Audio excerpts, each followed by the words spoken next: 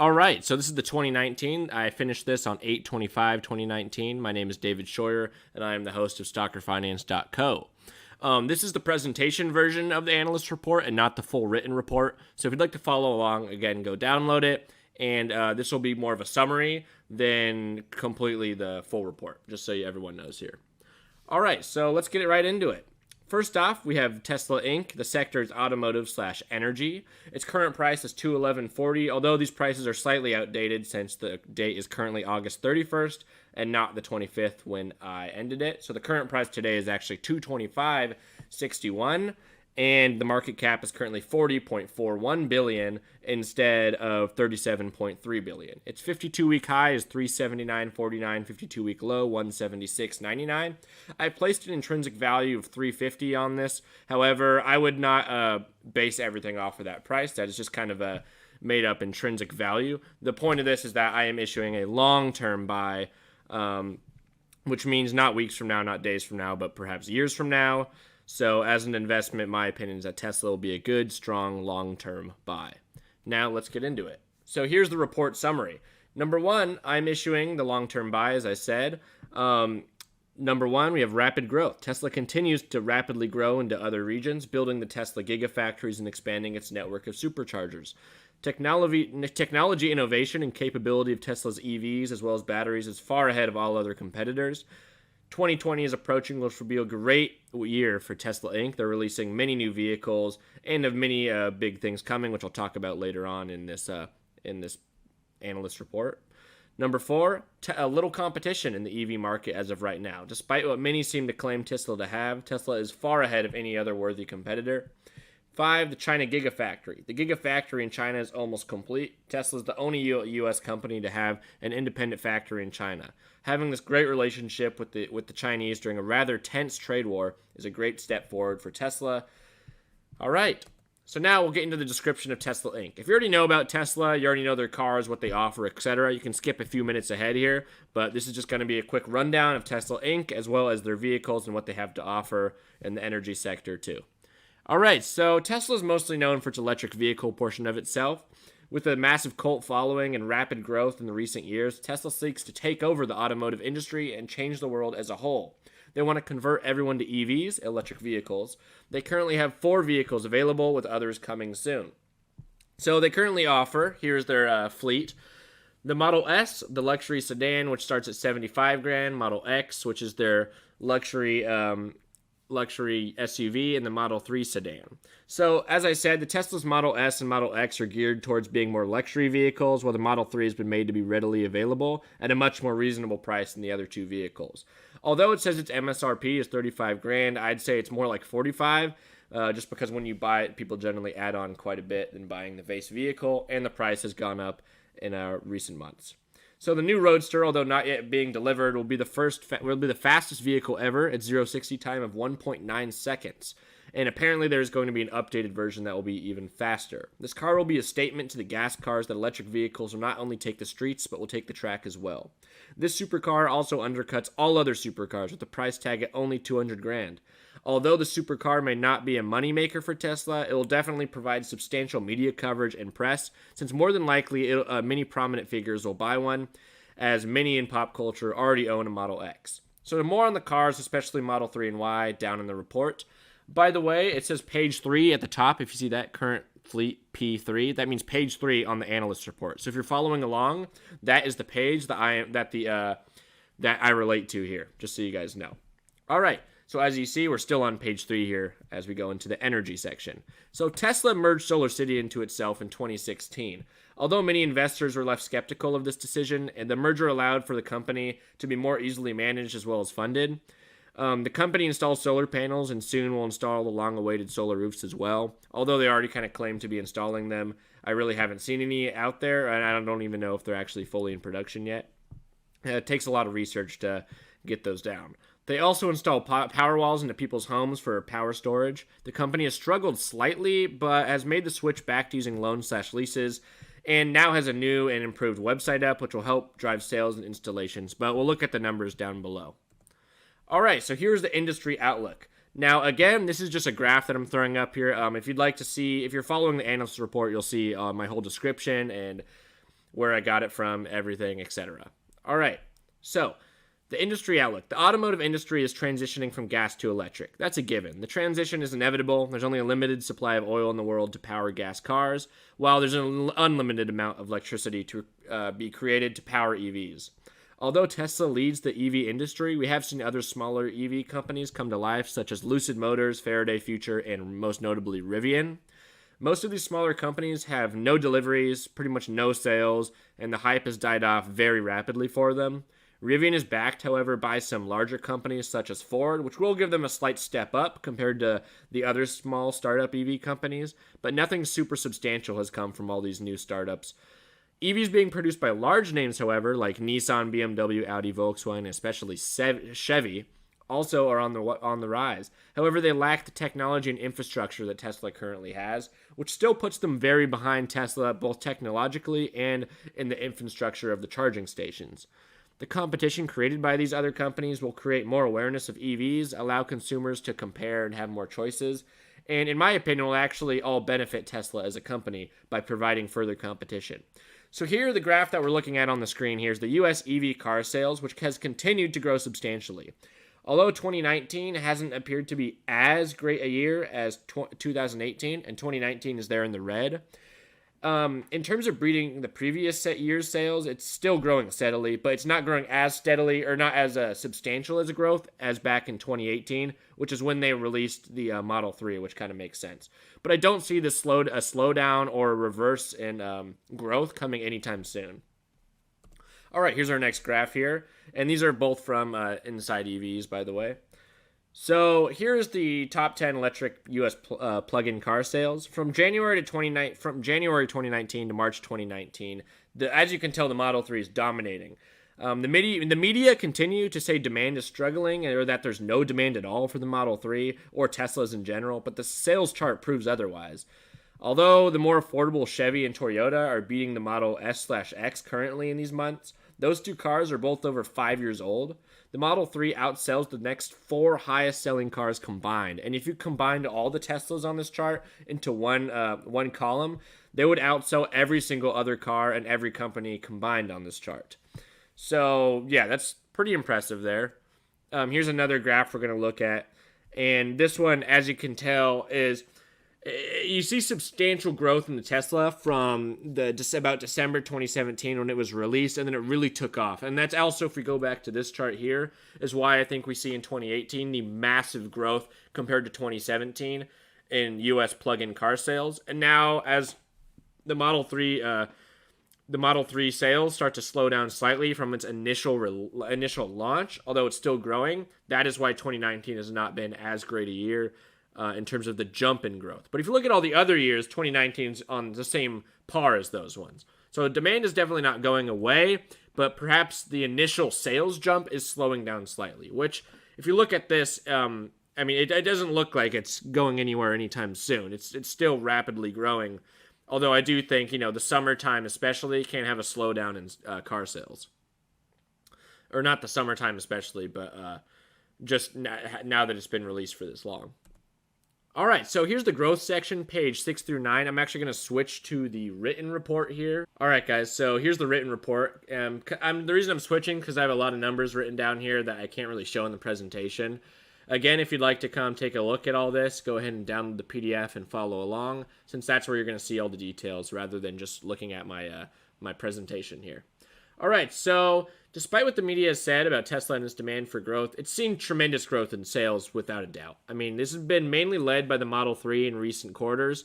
In the second quarter of 2019, the Tesla's Model 3 was at 3% of all U.S. car sales during that time period, selling over 40,000 cars. And it's currently the top-selling car in all small and mid-size luxury XUVs, and that has been for a decent amount of time now. So here is Tesla Model 3's sales and its growth in 2017 to current time. So as you can tell here, it started out by just selling, in the low thousands, and then it rapidly picked up in about June. And as you can tell, if you look at the Tesla Model 3 we'll go down to this graph here. This is from 2018 and then 2019 here. And as you can tell, the jump is pretty incredible here. Yeah, it's a pretty. I mean, they sold 1,000 in December, and now they've sold 25,000. That's a massive jump. Yeah, so their total in 2017 was 1,770. In 2018, 139,782 cars were sold. That's impressive. And they haven't counted 2019 yet, since the year's not over, and that'll most likely be even greater than 2018.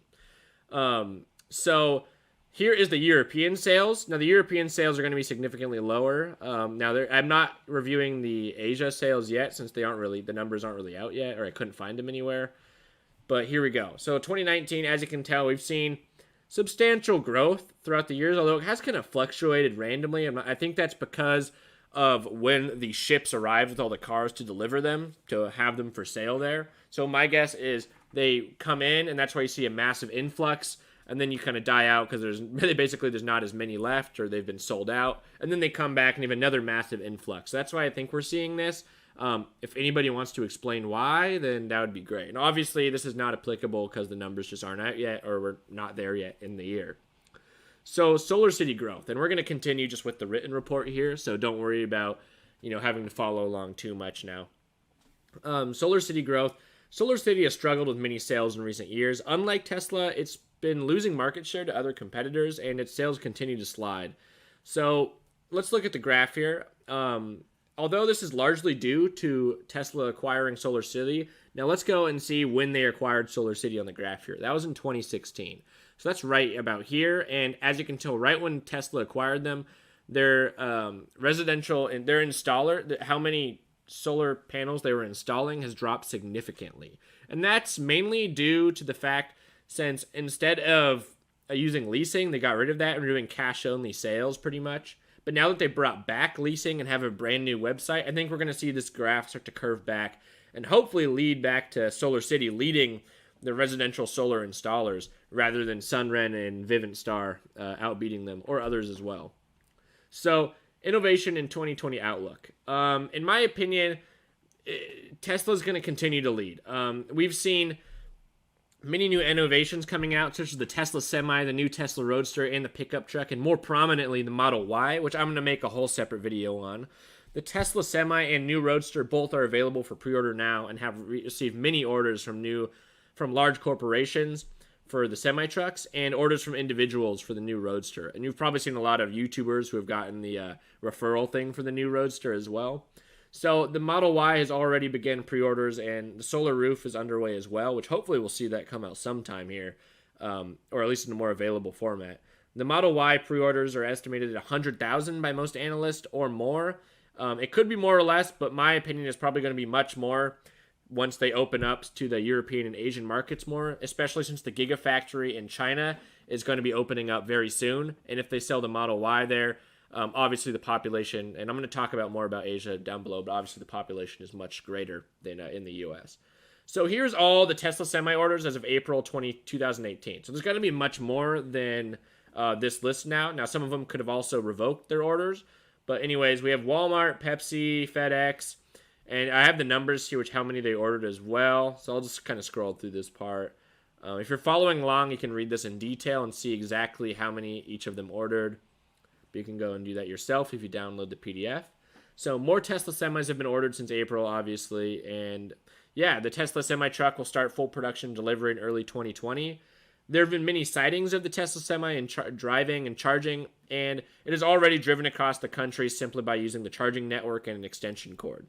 So obviously the Semi is going to be a huge benefit to companies because with the autopilot, it's not only safer, it's not only going to be faster, but it's also going to be much cheaper for them to operate, since they're not going to be having to pay for gas anymore by using this by using the charging networks. And if they set it up correctly, it shouldn't take much longer than using gas either, since you have to wait and charge up your truck. It shouldn't take too much longer if they plan it out exactly correctly.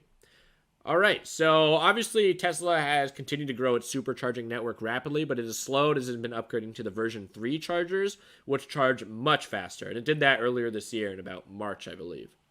So the cost of the Tesla Semi depends on which version you order. There's a 300-mile version that costs $130,000, and there's a 500-mile version that costs $150,000. This is just a bunch of stuff about basically the new Tesla Roadster, which I kind of already discussed here, and as well as the Tesla Semi. So if you want to read this, come on in here and check this out. As I said, Tesla has a lot of orders, as you can see by up above that list there. But Tesla has $66,750,000 worth of orders thus far, and that was early 2018. So keep in mind that it hasn't been fully released yet, and there's been rumors, and this was again in 2018, that there's 1,200 more pre-orders for the Tesla Semi, which could be worth upwards of $180 million. And honestly, I wouldn't be surprised if it was worth upwards of $250 million at this point for the Tesla Semi. Since you're not dealing with consumers, you're dealing with large companies, their budget is going to be significantly higher. And I have a feeling that Tesla will actually make a significant amount of money from their Tesla Semi, especially since they'll be able to deliver their own cars with the Tesla Semi, which are lower cost for them.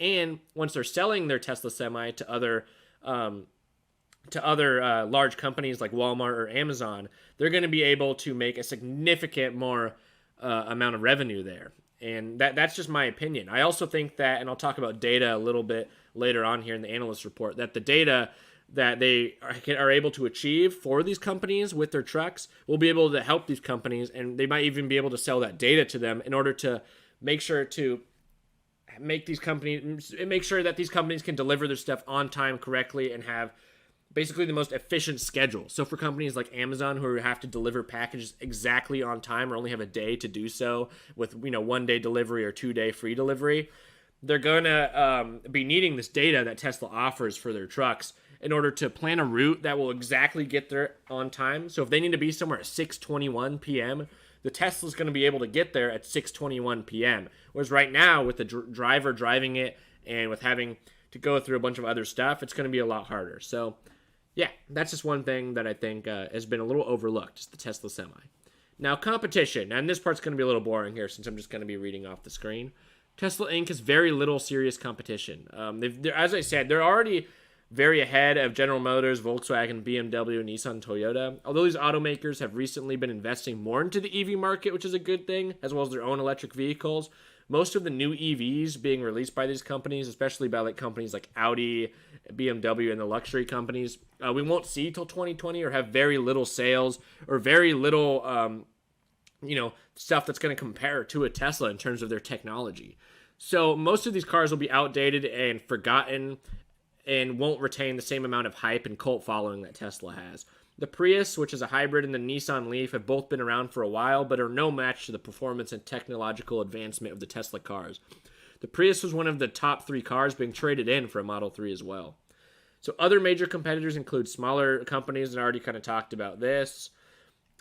These companies also just simply lack the following and the hype that Tesla cars have, which means even if they did release a really good car, it just wouldn't sell like a Tesla would. They just don't have the same sort of cult following, the sort of Apple cult following that Tesla has as a company. Now, Tesla's only viable competition, in my opinion, seems to be Chevy and Prius. I already talked about Prius, but Chevy has made a cheaper electric car that many people have enjoyed, which is the Chevy Volt. Obviously, the look of the car and the specs are not as good as any of the Tesla models, and Chevy can't use Tesla's charging network, but the initial price of the car is significantly less. The price drop in many of the automakers is also largely due to competition and pressure, in my opinion, put on by the Model 3 sales. So in order to compete, they're having to make their cars cost significantly less than the Model 3, which isn't too difficult to do since a lot of Tesla cars cost quite a bit. Even the Model 3, costs upwards of $40,000 if you want it. And if you want any upgrades, it could be, around $50,000. All right. So section 5 here, and I'll try to go through this quick to not bore anybody, which is the China Gigafactory. So the tensions with the Chinese have been very high. The amount of pressure on the market from the United States, trade war with China rages on. Not knowing what may happen next, the entire market is on edge and fears are high. But so is opportunity. Tesla, for one, is the only independent U.S. auto factory in China, which will grant them large opportunity despite what happens with the trade war. So if China were to completely cut off the U.S., which probably won't happen, but let's say hypothetically it does, Tesla's already in China, which means they have a good relationship with the Chinese, allowing them to sell their vehicles in China and avoid all the tariffs and avoid this trade war. So having this relationship with China, despite what's happening with the governments, is going to help and benefit Tesla substantially in the future. So the Chinese market is also much larger than the United States market, and the Chinese seem, wow, I don't know what's going on with the spelling here. And the Chinese seem to love American luxury goods like Teslas. They love Gucci. They love Prada. They love all these, super fancy designer cars, the designer clothes. And now they love this new designer electric cars. China also has been promoting EVs significantly in their country by offering, different colored license plates that make you stand out. And the Chinese are one that are obsessed with status. And owning a Tesla will be a great status symbol. And now that they're releasing the Model 3 over there, and hopefully they'll be releasing the Model Y as well, I could see the Tesla pre-orders in China go through the roof and be more than double what the United States were, just because of how big the population is in China. So, although Tesla doesn't have a marketing budget, they can somehow market freely, and I'm going to talk about this later, or at least a little cost in China. But if they at least market well in China, and they could do it free as they're doing in the U.S., but if they do put any amount of money in, I think it'll go very far in China for them. So here's all the sources I use. I use some others as well that are linked below. If you'd like to go ahead and download this PDF, go ahead and do that. So here are some more notable points that I didn't really talk about in this video. But more notable points are Tesla Insurance, which recently came out, and it's much cheaper. It goes well with the data gathering that I talked about, and is needed for self-driving and robo-taxis. Let me just go ahead and correct that. Tesla data gathering capability, as I talked about, which is the same data gathering capability as Google, which is needed for the insurance and full self-driving, as well as their ability to sell it to companies.